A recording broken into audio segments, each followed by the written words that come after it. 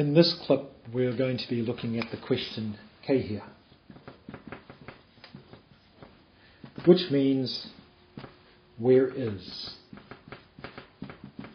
Or if we're using, it could be where is singular, where are plural.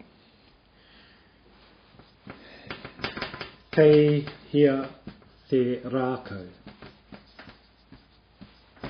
Where is the stick?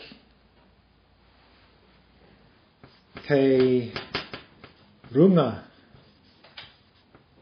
I te tepu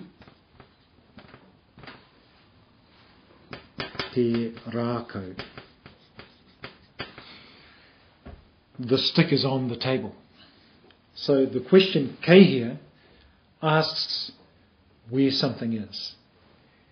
To answer, we use a locative, runga, raro, roto, waho, mua, muri, and then where that thing is either on, or the object it is on, or in front of, or behind, left or right of.